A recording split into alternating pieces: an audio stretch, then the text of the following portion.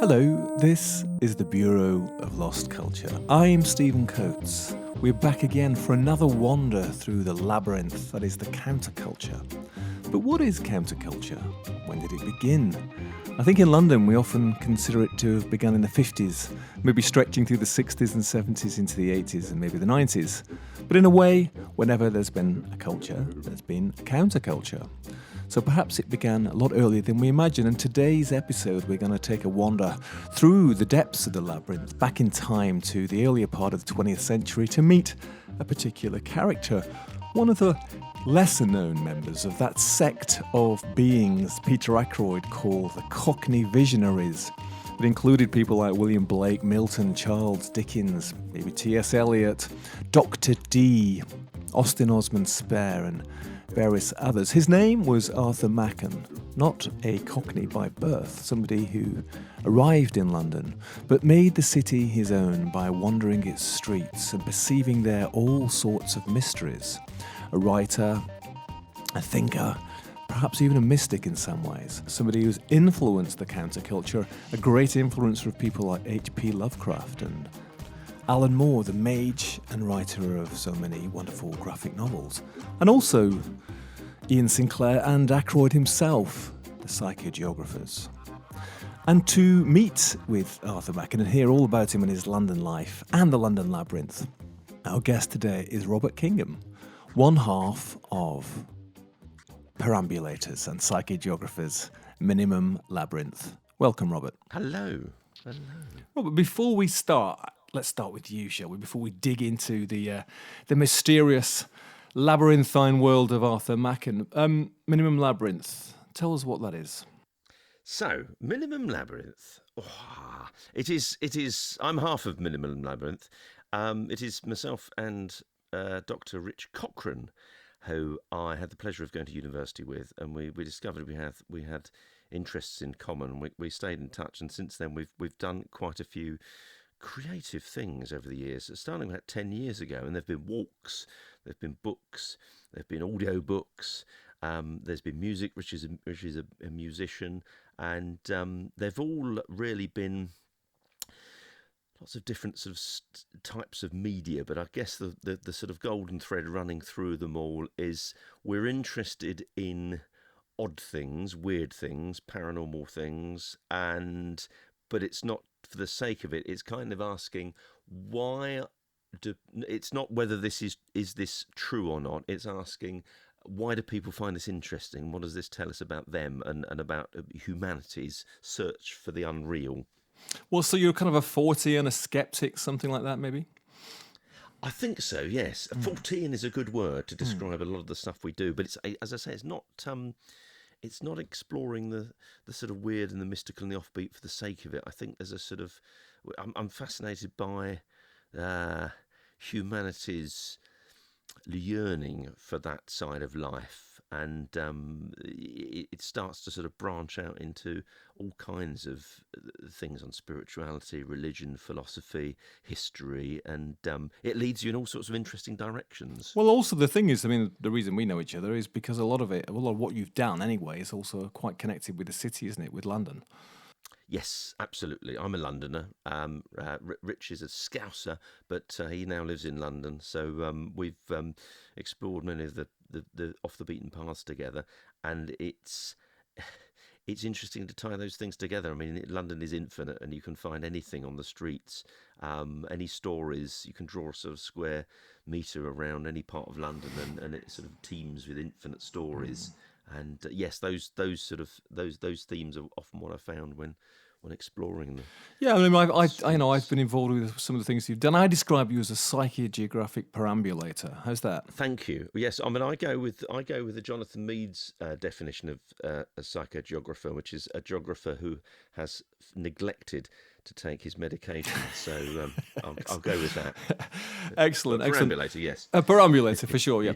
So the thing is, we're going to dig into Arthur Machen, but actually, as I was saying earlier, it's why talk about Machen in the context of counterculture? So I had this idea, which is that when we think about the counterculture, we tend to think about maybe late 50s through to early 80s. It sort of seemed to be this little window in British or world Western culture, centered on certain things in London, certain bits of music and lifestyle and politics and stuff like that. But in fact, the reason that I think Machen's a good subject for this show, and in terms of talking about counterculture, is because, of course, there's always been a counterculture. There's always been a counterculture whenever there's been a culture. It's a bit like we talk about the underground, not the London Underground, but the underground as in the alternative society or whatever. And of course, there's always been an underground. The underground didn't die out at the end of the 70s or into the 60s or whatever Danny, the drug dealer, said in With Nail and I. It's still there. It may not be on King's Road. It may not be in Soho.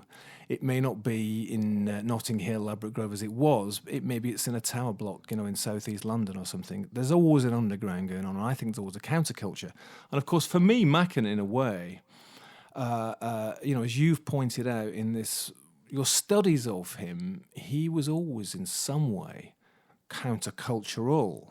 And of course, he has influenced, as you've pointed out, various aspects of the counterculture. But let's begin with him. Just tell us who he was. I mean, he's not a well-known figure anymore. Maybe he never was. I'm not quite sure about his status in the past. But give us a sort of introductory bio to the creature called Arthur Machen, Robert. I will, and it's interesting that you're talking about the counterculture, because I don't think that he would have wanted to be part of he didn't set out to be part of any counterculture. I think he would have been very, very much happier in his life had he been sort of mainstream and successful as some of his contemporaries.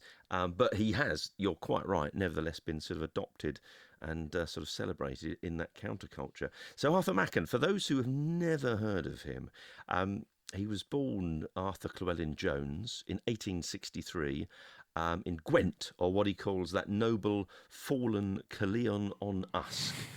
And there's one bit where he writes, "My eyes were first opened in earliest childhood. They had before them that vision of an enchanted land." And what I love is his heart is in Wales. He's a Welshman, but he sort of takes his place in that pantheon of London mystics, of cockney visionaries. I mean, I first came across him when I read Peter Ackroyd's magisterial London biography, and he talks about Machen as being in the sort of in the tradition of Thomas de Quincey, William Blake, as being these sort of cockney visionaries that see different things on the streets of London. And I mean, he said he saw the eternal mysteries, the eternal beauty hidden beneath the crust of common and commonplace things, hidden and yet burning and glowing continually if you care to look with purged eyes. So he's got this way of looking at London, I think. And that's how I first sort of came across him and came across his stories. So he was like many of us. You are a natural Londoner, I'm not. And I think I'm not sure what the proportion is. Probably about 2/3 of people in London are probably not born here. So he was an outsider. And interestingly, we can talk about him and Blake, because Blake was very much a Londoner. But often it is outsiders who see London with those different eyes, isn't it? Absolutely. And he was sort of torn between Wales and London, and sort of in London he sort of lived in poverty, trying to make it as a journalist and having absolutely no money.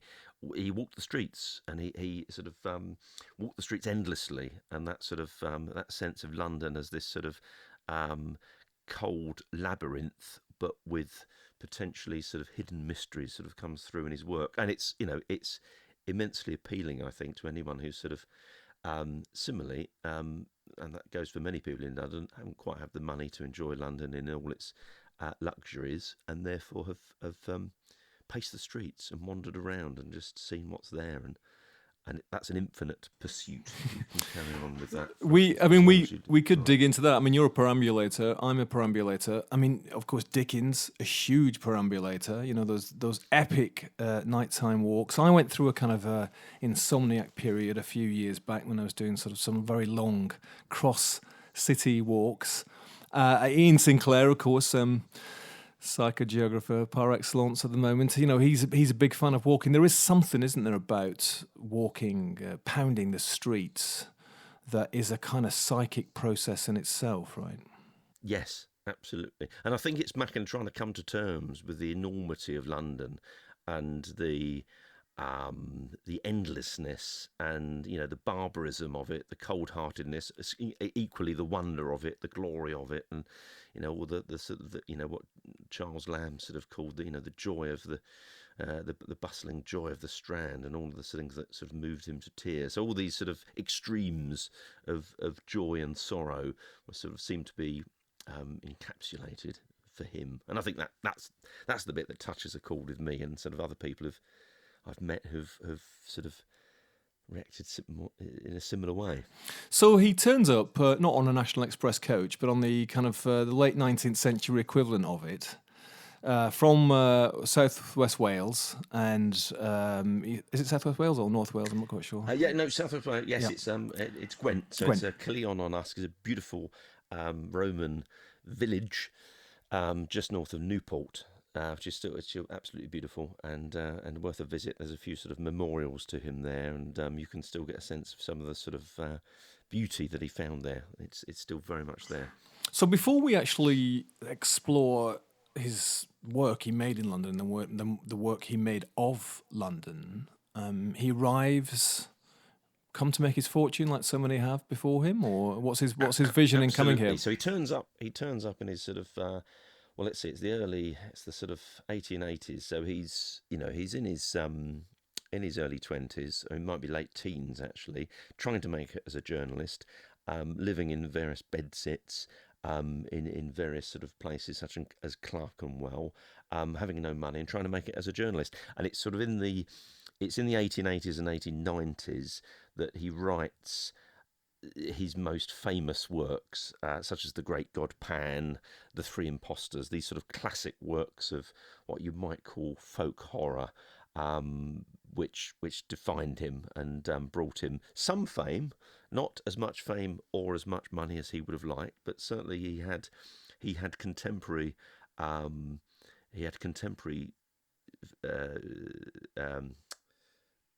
I've lost my thread now. He had contemporary sort of admirers, but he never quite sort of reached the peaks. And it's only really sort of I'd say after his death. Certainly, I mean, he's died in 1947, and it's really the 70s and 80s that there starts to be, I think, a groundswell of appreciation for what he's done. There was appreciation during his lifetime, and even when he was in his 80s and living sort of fairly straitened means, a load of literary types had a bit of a jolly for him to raise some money so he could live out the rest of his years in relative comfort. So he was admired during his lifetime, but not as much as he would have liked. Right, so a familiar story. I mean, I think that's quite a common thread, isn't he? I can relate to that.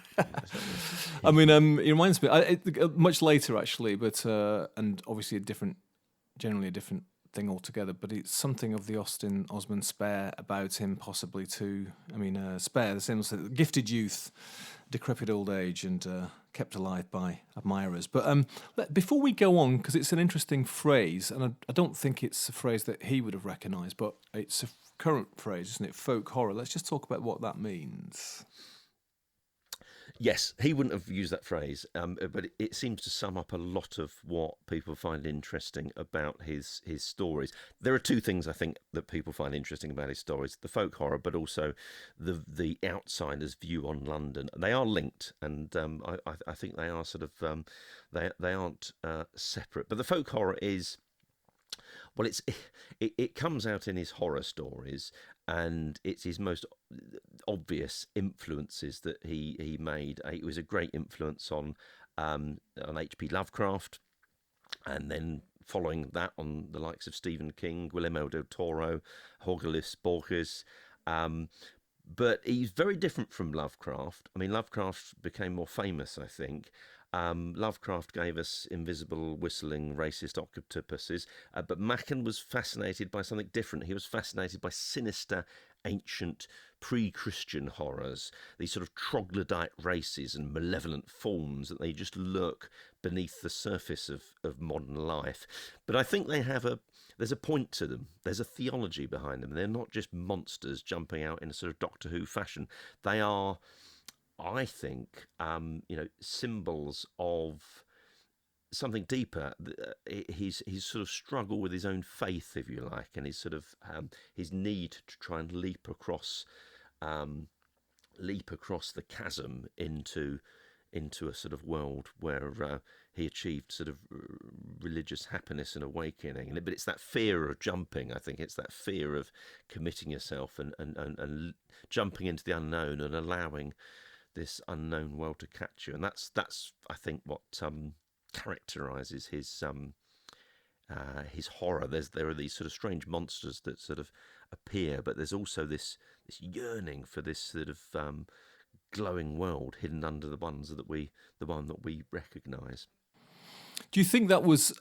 This is going to sound like a very, sort of kind of cliched, I suppose, in a way. But I was just wondering whether that was the Welshness in some way, because we still, I think, possibly wrongly, see Wales as the still more connected with kind of pagan Britain. It's something more ancient, something more magical. Obviously more pastoral as well. So was that the folk aspect of it, and something pagan that he brought with him? Absolutely. And I think he was, as many others have done, he was trying to tap into that sense of Welshness, and it's a kind of it's not to demean it, but it is a kind of invented thing. I mean, Ronald Hutton is excellent on this in sort of writing about the origins of paganism and the idea of paganism. Certainly, the great revival it had in the sort of 17th and 18th and 19th centuries. Wales is this great hub for this, because I think tied up with the Welsh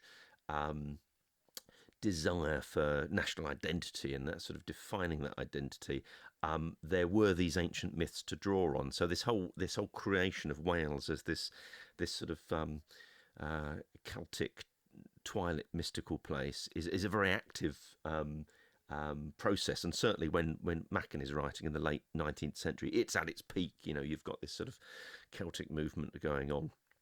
You've got all kinds of other writers sort of entranced by fauns and fairies and this mystical world that seems to be so much more enjoyable than the real world. You said that. You talked about his religion, spirituality. I'm assuming he wasn't a kind of card-carrying Welsh Methodist. He was. He was more. No, absolutely not. He was a He in later years he very much espoused Catholicism. And he wrote, I can't remember where he wrote it, but he did write, later on, that he felt actually Catholicism was the right path. And I think why he said that is because he was very much drawn to the ritual, to the mysticism involved in that, the ancientness of what he saw as the ancientness of Catholicism, that unbroken link. Is what he sort of found most important, and many of his stories are around this unbroken link with something very ancient, whether it's Roman or pre-Roman, something very, very old, much older than the sort of the native population of Wales. There's something lurking in the hills, which is sort of exciting and positive, but also at the same time very dangerous, and it could kill you or send you mad. So it's this ambivalent relationship. But that's where he ended up, in saying, well, actually, Catholicism is the closest we've got to this ancient, lost, wonderful religion. Ah, interesting. Well, having been brought up a Catholic, I can definitely agree with the horror bit of folk horror, anyway, for sure. So he comes to. He comes to London. He's working as a journalist. You said he's got this portfolio career, as so many of us have. Yes, very modern. He was very modern in that sense, wasn't he? So he's got his kind of bread and butter work. He's doing all actor as well. I think he said he was as well. But he's doing all that stuff to kind of earn a crust, not a very fresh crust by the sounds of it. But he's getting by. But is he he's spending his nights perambulating and writing and deepening into the city? Is that what he's doing? Yes, absolutely. In the 80s and 90s, he's wandering. He's absolutely wandering. And let's just see if I find a quotation. Here we go. Yes, we also we often find that this creeps through into this autobiography. Sorry, let's start again. We often find that his experiences in walking the streets of London sort of surface as a sort of quasi-autobiography in his stories. We find characters walking and walking until they think they've reached the outskirts of the city, and there's a quote saying, "I'm free at last from this mighty and stony wilderness," and then suddenly, as I turned a corner, the raw red rows of houses would confront me, and I knew that I was still in the labyrinth. There's another lovely quote from the Hill of Dreams, and this is not an autobiography, but the sort of the central character of Lucian is very autobiographical, and this is wonderful. It sums up sort of what he's sort of feeling here. It was not until the winter was well advanced that he began to explore the region in which he lived, sometimes eating his luncheon in odd corners, in the bulging parlours of 18th century taverns that still fronted the surging sea of modern streets, or perhaps in brand new publics on the broken borders of the brickfields, smelling of the clay from which they had swollen. He found waste by-places behind railway embankments where he could smoke his pipe sheltered from the wind. As he went farther afield, a sense of immensity slowly grew upon him. It was as if from the little island of his room, that one friendly place, he pushed out into the grey unknown, into a city that for him was as uninhabited as the desert. Amazing stuff. The you mentioned Blake, obviously, the sort of another London perambulator, and I don't know whether he was an influence on Machen, but what struck me there when you're reading that actually is T.S. Eliot, not a Londoner, obviously an American, but there's something of the wasteland as well, right? Oh yes, yeah, absolutely, and. Yes, I'm sure someone's done their PhD on sort of whether they influence each other, but I completely agree. Sort of, I think T.S. Eliot conjures that. Well, it's T.S. Eliot who invents the phrase "unreal London," and it's that unrealness that I think links Machen and the wasteland. Does Peter Ackroyd count T.S. Eliot as one of his cockney visionaries? Do you know what? He doesn't mention him in so much in the biography as one of those, but certainly, I mean, he's written a biography of him, and he's very much sort of that piece as a canon of someone who's defined that sort of that mystery of London. To just connect back through this spirituality, this sort of deepening into the city, and this seeing the city as transformed. I mean, we all recognise bits of that, don't you, at times in our lives, But I'm assuming that this was nothing to do with drugs, because you mentioned De Quincey. I mean, De Quincey, obviously, very drug-fueled vision of the city, and there are some parallels. But was he a clean living chap, Machen? He was. I don't think he dabbled in drugs. I'm sure you've got letters from more dedicated biographers who can give detail, but I don't think he was into drugs. He certainly never writes about it. I think he likes to drink now and then, but not to any great extent. No, I think he's trying to experience this. He's trying to sort of use what he's seeing to tap into his own sense of spirituality, and I don't think he's sort of wanting to do that in a sort of artificial way with any sort of help from anything stimulating. Was he actually? What was his emotional life? The reason I mentioned that is that so if I think about my own personal relationship with the city. I certainly had a kind of a period of time with the nocturnal walk time, where in the sort of trying to clamber out of the wreckage of a crashed romance, and in a sort of psychically vulnerable, fragile state, living in Clerkenwell, interestingly as well. And it was something to do with one's inner state, which was in disarray, had been sort of had been pulled down, and that kind of my experience was that it sort of opened up this eye. Call it the third eye, maybe, this eye of perception. So that certainly I remember at that time that those descriptions of the city, you're walking through streets that seem loaded with meaning. Particular corners take on some symbolic significance.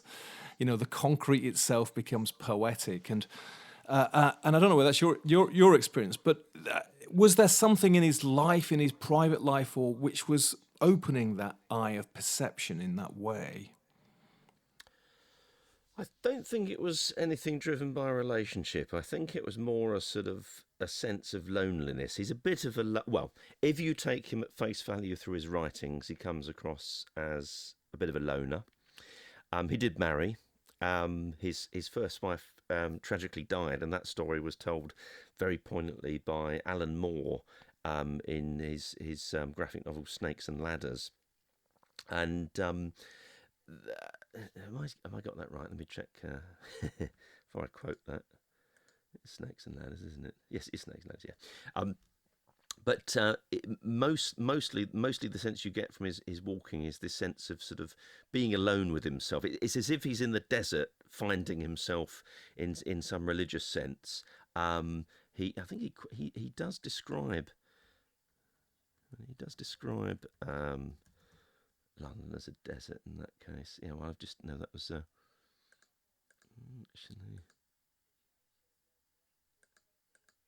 Oh, I've already mentioned that desert quote.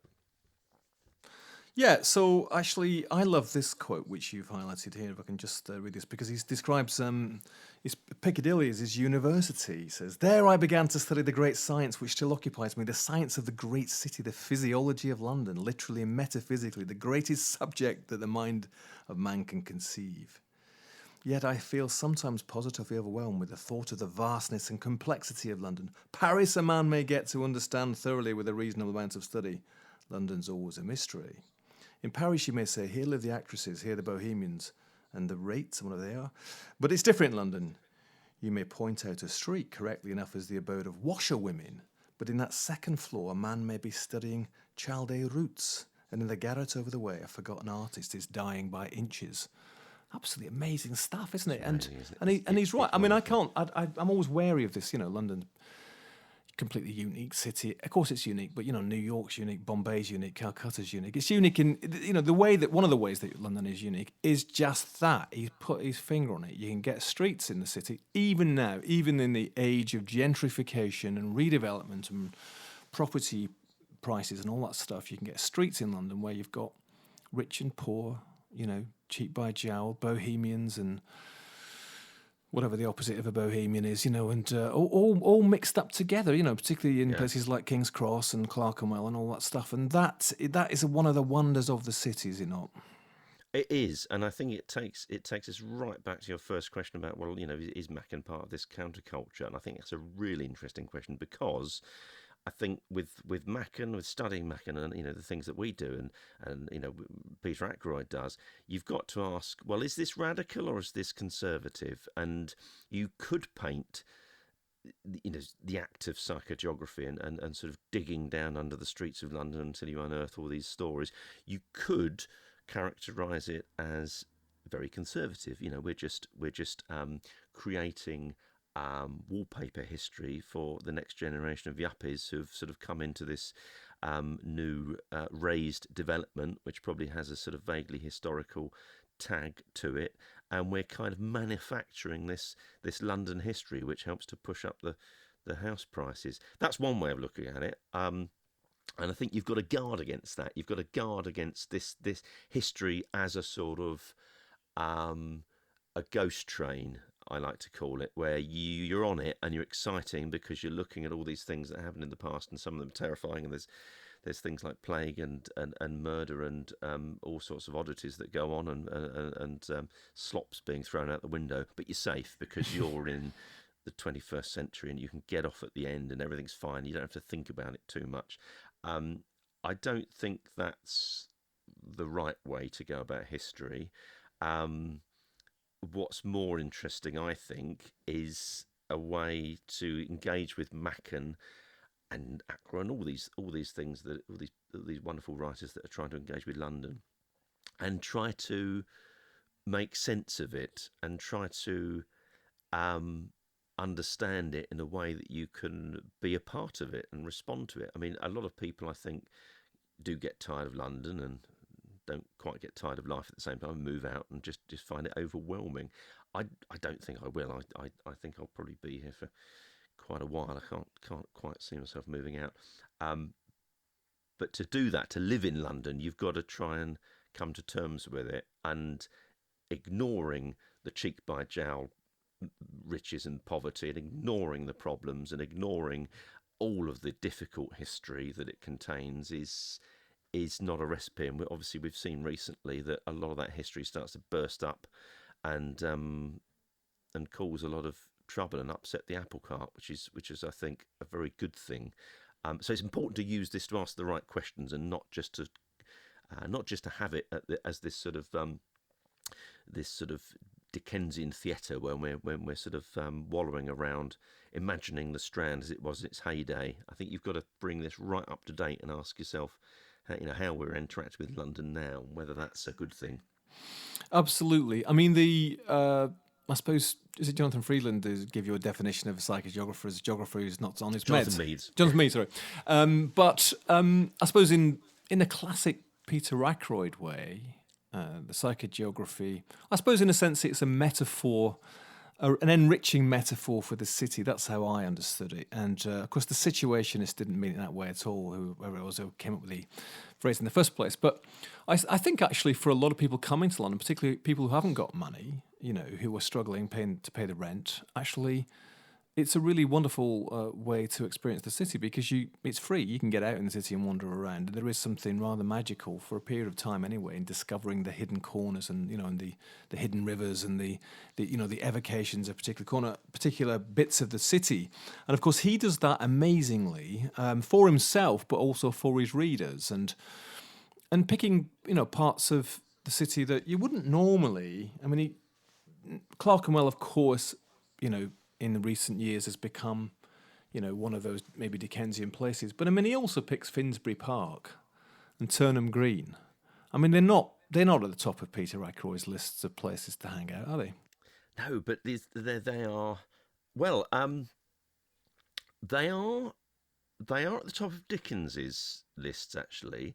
And there's a lovely quote from Machen's one of Machen's autobiographies, The London Adventure, where he says, "I think it's easier to discern the secret beauty and wonder and mystery in humble and common things than in the splendid and noble and storied things. Charles Dickens was touched to the heart and the quickening spirit, not by Avignon and Rome and Genoa, but by Camden Town byways, by the old inns of Southwark, by dirty streets in Soho, by the purlieus of the Gray's Inn Road." And that's how I came to sort of engage with Machen. I'd done a stage show with Rich called A Line at the Museum of London, and the museum were doing a series of walks around sort of urban myths, and they invited me to sort of write a new walk, and I thought, well, I'd really like to explore this Arthur Machen character that keeps popping up in Ackroyd. I wonder what he's all about. So I obviously dived into his sort of books and also started walking around Gray's Inn Road and that sort of area, where he holds there to have been a sort of a mystical sense. There's one of the first things you should read if you want to dip your toe into Machen is there's a wonderful short story called N, which actually he wrote towards the end of his life. It's in the 1930s when he wrote this, but it's this short story, extraordinary story about hidden landscapes revealing itself. It's about hidden landscapes revealing themselves to those that have eyes to see. And this wonderful description where he's got three antiquarians, these three old guys sipping punch around the roaring fire. And between the third and fourth filling, the talk drew away from central London and the lost beloved Strand and began to go farther afield into stranger, less known territories, dodging by the Globe and the Olympic theatres into the dark labyrinth of Clare Market, under arches and by alleys, Great Queen Street, the Freemasons' Tavern and Inigo Jones's Red Pilasters. They finally reached Theobald's Road. There they delayed a little to consider curiously decorated leaden water cisterns, and thence northward and eastward up the Gray's Inn Road, crossing the King's Cross Road and going up the hill. "And here," said Arnold, one of the characters, "we begin to touch on the conjectured. We have left the known world behind us." So I walk these streets. It's wonderful. I walk these streets, and they do have this mystery to them. There's no getting out of it. These sort of suburbs of London have got this power and this unknownness to them. Well, I mean that's very close to my heart because I lived there. So I lived in just off Gray's Inn Road. You mentioned Mount Pleasant actually, just there on the corner, Oh, down the right. corner. So where were you? I lived in Cavendish Cutler. Mansions, which is the opposite Gray's Inn Buildings. At Fantastic. the junction of Clerkenwell Road and Rosebery Avenue and Gray's Inn Road, and so that little corner actually I know very well. And actually, without getting into too much of my own stuff, the reason I moved there was purely psychological because I loved that part. I had a connection with that part of the city. This is a long time back now, but I'd been taken on a trip down to see the Fleet River by London, by Thames Water. This is about 15 years ago, maybe longer, and popped up in Clerkenwell. So I'd got a very strong connection with that part of the city, and it is a strange part of the city, the Fleet Valley, Oh, yes. and quite grubby as well. That's what it's not glamorous. I mean, I know people talk about Clerkenwell. I go to Clerkenwell and think, well, where is it? Where is Clerkenwell? And it's not one of those big, grand London districts, is it? It is a labyrinth, and I wonder whether you could talk a bit about that. Robert, let's just back up the truck a little bit. Give us a sort of overview of Machen's written works, a sort of catalogue view, Oh, or the important ones, anyway. the important ones. Okay. I think Arthur Machen's works fall into two categories. No, okay, I'm going to say three categories. There's the folk horror, which the most famous ones are The Great God Pan, The Three Impostors, where this is where H.P. Lovecraft is sort of followed him most closely, and you have scary monsters, you have strange experiments with scientists sort of removing part of their wives' brains, and they go mad instantly because they see the Great God Pan, and you've got all kinds of weird things happening. Then you've got the London writing, and that's best exemplified by his three autobiographies, which sort of are just sort of dawdling, meandering, wonderful recollections of him having his penniless youth in London and just his experiences of that and how it sort of feeds into his work. You've then got what I'd call the spiritual works, and there's not a clear cut between all these. There's a wonderful one of my favourite stories by his is sort of falls into that third category, these sort of spiritual works. It's called A Fragment of Life, and it's a deceptively simple sort of slow burn story about this couple living, this sort of pooterish couple living in a suburb of London, who are gradually spiritually awakened. It sounds terribly dull, but it's absolutely captivating because they sort of discover the relationship between themselves, and they sort of grow closer as a result. They start off with this fairly sort of emotionless, sort of dull couple, and they sort of find this great mystery. I think the husband sort of discovers these sort of ancient Welsh manuscripts bequeathed to him, and he starts sort of poring over them and discovering this sort of this glowing light, and but there are other elements there as well, because they're sort of exploring the London suburbs. There's also an element of folk horror, because at one point something does emerge from the bushes, and it's rather strange and unearthly, but it's at its core there's this sort of wonderful deep theology. So this is the husband, Darnell, who reads the hidden songs of Iolosant, and he learns of the holy well hidden in the Wistman's wood, silver sapientum, a water of life to them that thirst for life. He had barely tested the overrunnings of that mystic well, yet he was already aware of the enchantment that was transmuting all the world about him. London seemed a city of the Arabian Nights, and its labyrinths of streets an enchanted maze. Its long avenues of lighted lamps were as starry systems, and its immensity became for him an image of the endless universe. And it's a lovely... I like it because Machen isn't so good at the sort of... your sort of soap opera characters. He's not so good at sort of relationships and that kind of thing. I'll go out there and say he's not brilliant at writing women. They can be rather cardboard. We'll get letters, I know, but they can be a bit sort of 60s Doctor Who. They're either there as a sort of vague love interest, or they're there to scream when the monster appears, or sometimes they're this sort of dark, mystical, this sort of Aleister Crowley type sex object. They sort of appear with dark flowing hair and they sort of disappear into the night. So they're a bit cardboard. But here, the character of Mary Darnell is wonderful because there's this real sort of honesty about this sort of couple coming together and finding this sort of this meaning where before there was this sort of dull beige suburban world that they inhabited. So they woke up through London. So the London Labyrinth, let's just tell us about that. I think the labyrinth is where the link between De Quincey and Machen is at its strongest. De Quincey writes of London as a labyrinth.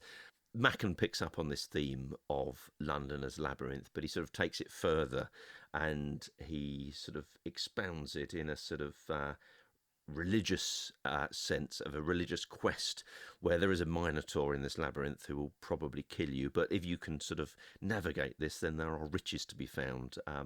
That he takes it a bit further, and of course that's the London as labyrinth is the great theme of all the psycho-geographers that follow. Ian Sinclair, T.S. Eliot to an extent, Peter Ackroyd, Alan Moore. It's this sense of London as this unnavigable, impossible city. Although for me it's interesting because it's London labyrinthine for sure, but the labyrinth to me always had this sense of like this, there is a centre to it and you can never quite find the centre of the city. I know there's a couple of places down in Charing Cross that say this is the centre of London, but you never quite got there, you know. And the theme you mentioned earlier with Darnell, that's the other big thing for him, is the waters. And of course that area, the area of Clerkenwell, again, it's full of, I mentioned the Fleet, you know, Lost Fleet, there's areas, so the tributaries, Bagnage Wells, there's lots of wells around there. And that's a big thing for him as well, isn't it? This sort of, you mentioned it, the spirituality of water.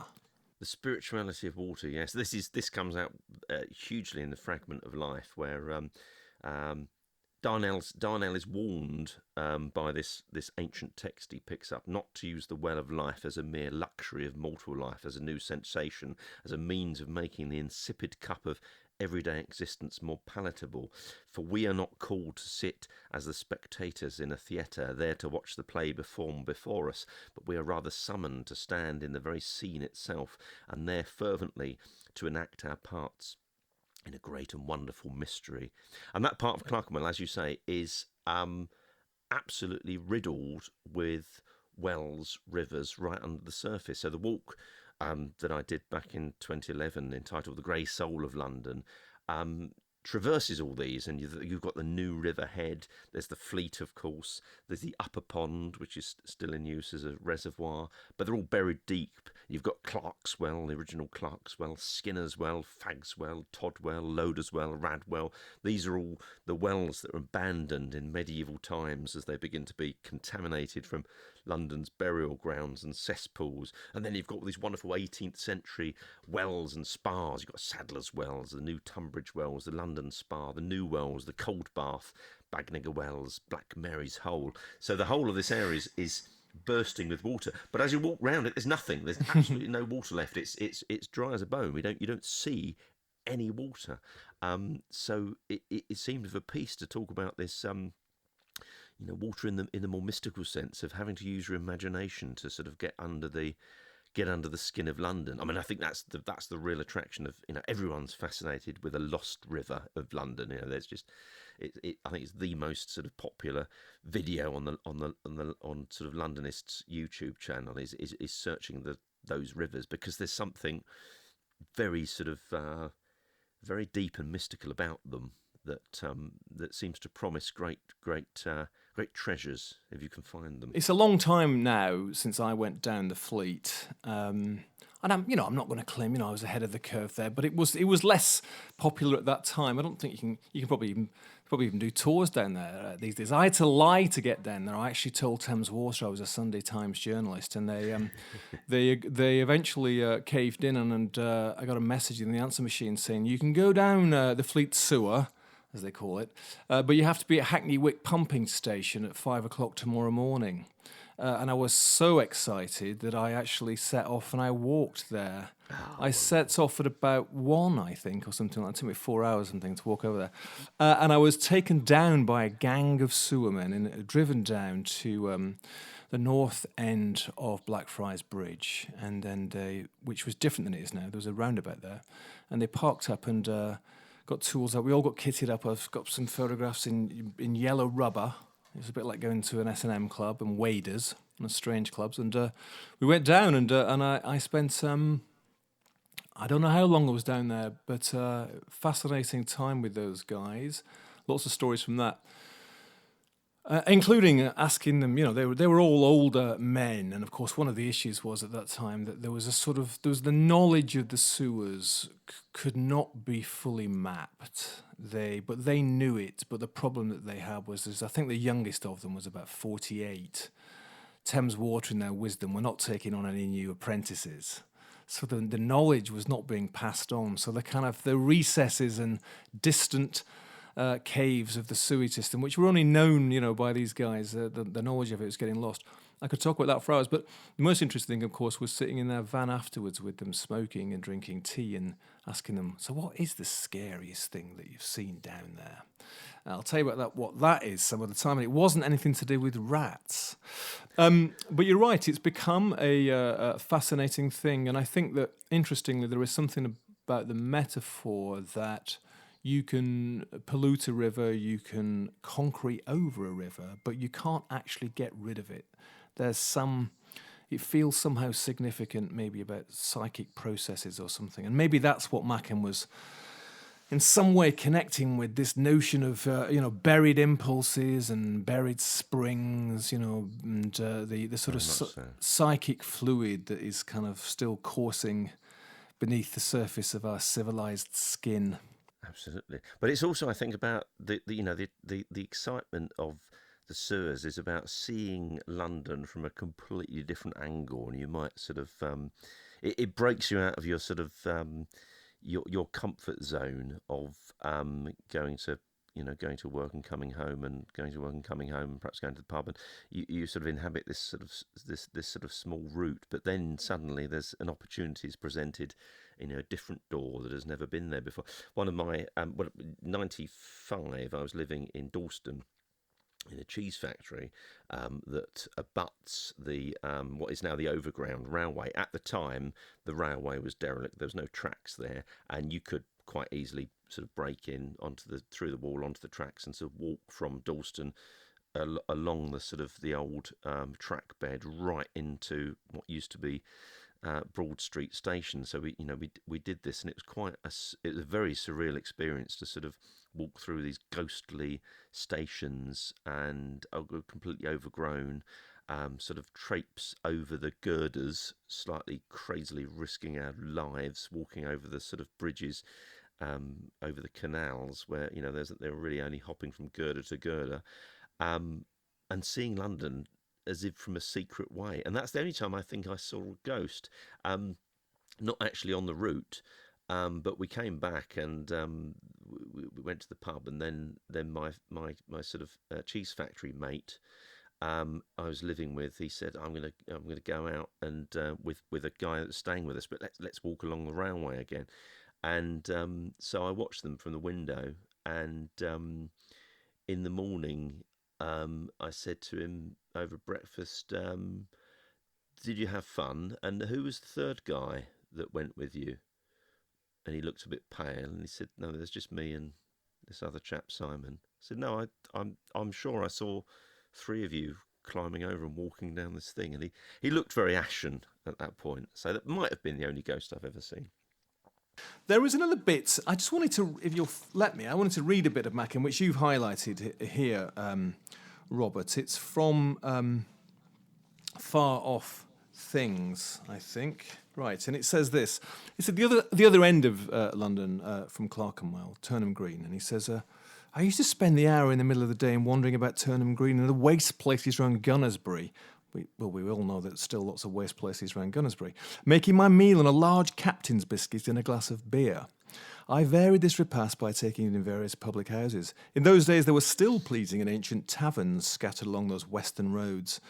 One I remember in particular, a very old tumble-down house, set at the edge of market gardens, which then approached almost to Turnham Green. Not a straight line about this old house. Its roof tree dipped and wavered, and the roof was of mellowed tiles, and one end of the place was overwhelmed by a huge billow of ivy. I used to think that highwaymen must have lurked in the little room where I took my biscuit and glass of ale, and the food and drink tasted so much better on that account. The old tavern and its leaning sheds and ragged outbuildings, its red roof and its green ivy, all gone long ago. There is a row of raw houses where it stood, and I hate them. Sometimes I didn't have any beer, either because I didn't want any or because it struck me as too great a luxury. Then I would buy a small bag of currant biscuits and take them to the region of the market gardens and devour them, sitting on a gate or sheltering behind a hedge. These feasts are always connected in my mind with the grey and gloomy sky and a very cold wind, so that I shiver when I think of flat, square biscuits in which currants are embedded. I'm never going to think about currant biscuits again in the same light after that. I don't know about you. It's wonderful, isn't it? It makes you want to just take a packet of currant biscuits and sit somewhere cold and feel miserable. It's wonderful, isn't it? It invites you to. There is a lot of nostalgia, I think, in Machen's writing, which is just a joy to read. I think it's dangerous, and it's something I kind of guard against in my own sort of writing and thinking about London, because you can easily get swept up into these sort of wonderful pictures of oldie London and how it used to be and how everything must have been great fun then. And I think you can start to get fixated on that. And it's very conservative, with a small c and a large c, I think. You sort of get tied up in wanting to preserve everything for the sake of it and not recognising that actually progress has been made. The most recent walk I did before lockdown, the Pantheon of Pancras is all around the sort of the new, old and new St Pancras, and particularly the sort of huge development into the rear of King's Cross Station, which I have to say I think is wonderful. It's a great place, and Londoners need homes to live in. They need affordable homes to live in. They need more homes. I think in doing that, you've got to respect the heritage of a place. You've got to bring it to life, and you've got to interact with it. And absolutely, you don't want to be sort of razing everything to the ground and starting again. But I do get a bit uncomfortable with some of the aspects of psychogeography, which just to me seem to be nostalgia for this rather sort of rain-sodden, derelict London, which is beautiful and enchanting, but people have got to live. Absolutely. We came up with this word, it's an ugly word, but nevertheless, it's soholgia, which is the sort of nostalgia for Soho, because talking to people of all ages, actually, there seems to be a common experience, a little bit different for you because you were born here, but I think nearly everybody who's come to London remembers Soho more fondly than it is now. Their experience of it is now. It's nearly always because they remember Soho when they came to London and they were young and they had a very exciting time there. So I think this has been going on since the 30s, 40s, 50s. Writers have been talking about how Soho used to be much better than it is now. Still going on now. There's the Save Soho Society and Soho's being ruined and all that sort of stuff. It was interesting for me because we interviewed Norman Ballon, the worst landlord in London of the Coach and Horses, the archetypal Soho pub. And he retired a few years ago, but we managed to interview him. And he was asked about this thing about, old Soho's going, and, it's not the same as it was, and when Francis Bacon was around or whatever. And he was completely dismissive of that attitude. And this is somebody who'd been there all his life, and he was like, no, it's a city, it's got to change. Soho has always been changed, London's always been changed. Cities themselves are processes and they're transforming all the time. And there is a sort of fake tightness about getting attached to some version of the past when it probably wasn't even really like that in some way, or if it was, there was a lot of other horrible things about it which needed to change. And you're right. I mean, we need to kind of respect certain things just because they're wonderful, but it would be a shame, wouldn't it, if we sort of froze it in aspic. Absolutely, but I think that's for me. That's the real pleasure, enjoyment, and importance of engaging with history and with London history is to sort of understand the present better. There's I've written a new walk called Drury Lane, which is strangely along Drury Lane, which will launch as soon as government guidelines permit us to, and we can again sort of embrace and clink glasses physically. But it starts off at the north end of Drury Lane, St Giles, which was, of course, the place where the Great Plague started. It was the focus of it. And I started writing this earlier in the year, and at that point it was history. And I thought, I need to say a few words about plague, but everyone kind of knows the story.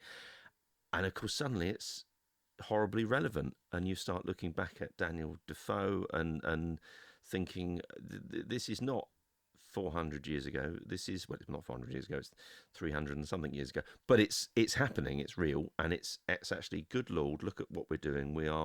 Most of us are repeating all the mistakes that everyone made in 1665, and goodness me, London hasn't changed. And you start thinking perhaps Peter Ackroyd's right, and we're all just trapped in this sort of moment in time and going round, and only Doctor Who can save us. Destined to repeat the same mistakes from the past time and time again as we walk down those streets. Robert, we're drawing to a close here, but I just wanted to kind of loop us back to Arthur Machen and the counterculture, and the people that you mentioned earlier, who you said he's influenced. They were conscious of that, were they? They described him as influencers, did they? Of the time, yes. So I think H.P. Lovecraft, was aware of what he was doing. A few others that are sort of more famous sort of came a little bit after him. So Jorge Luis Borges was slightly after him. I'm not sure. I don't think they knew each other, but certainly Borges was. Named him as one of the great influences of him, and everyone else has sort of come after. Obviously, Guillermo del Toro is much later. Stuart Lee, the sublime stand-up comedian. I think he described himself as the UK's 41st best stand-up comedian on his website. He's got a wonderful article. If you just Google Stuart Lee, Arthur Machen, he's got a great article on the influences of Arthur Machen, so he sort of traces all these. So it's well worth a read. Very good indeed. So, for a beginner, for a primer, where would you recommend that somebody would start? What's the best way to start with the phenomena that's known as Arthur Machen? The phenomena of Arthur Machen. Well, you've got to dive in, I think. And if you let's see. Okay, so I'm going to recommend 3 books. Shall we do? If you are If folk horror is your thing, then you could do worse than starting off with the Three Impostors, which is it's a novel, but really it's a sort of a loosely connected collection of short stories. But it's wonderful. It sort of goes into some great terrifying and weird moments. If you're a London fan, and you want to read about his sort of take on London, I'd start with the second of his autobiography, which is called Far Off Things. It's in and out of print, but there is a Welsh publisher called The Three Impostors that's brought out some wonderful new editions of his work. So check out The Three Impostors, and they've got some. You can get them from them. And then if you are of more of a spiritual bent and want to explore that, ought to mention Sir John Betjeman is another famous person who was influenced by Arthur Machen, and in fact on the spiritual side, he sort of, I think he converted. I think the story goes he converted back to Anglicanism or to Anglicanism on the influence of Machen. So if that's your thing, I'd look at a fragment of life, and again you can find that in print. I think a lot of his stories are online, so you can of course find a lot of his stories online, and in audiobooks, of course there are some great audiobooks out there to absorb yourself in. Robert, thank you so much. And what about you, Minimum Labyrinth? Let's give people a route to you. A route to us. Well, if you wait outside the pumping station at 5 a.m, I'll meet you there, and I'll take you underground. Or you can go to Minimum Labyrinth. Let me say it again. You can go to minimumlabyrinth.org, and a whole world of wonders will await you. Hopefully, once we're allowed to, we'll get back into doing some walks around London. And come January, we'll be redoing our coach trip to Rendlesham Forest to investigate the strange events of the 1980 UFO sighting, which we did in December last year. It was a great success. So hopefully social distancing will allow us to do that once more. There's always a risk of abduction, of course, and government experiments, but you have to sign a waiver before you get on the coach. Well, I think we might have to get you back to talk all about the strange Rendlesham affair. But that is it for today. So, first of all, thank you so much, Robert, for leading us through the labyrinth. Thank you, Stephen. So find out more about Minimum Labyrinth and Robert, as he mentioned. I'll put the link in the show notes. You can find out more about us at bureauoflostculture.com. We'll be back next time to take another strange turning down some of the alleyways and dark passages of the labyrinth that is the counterculture. Thank you for listening. I was Stephen Coates. See you next time.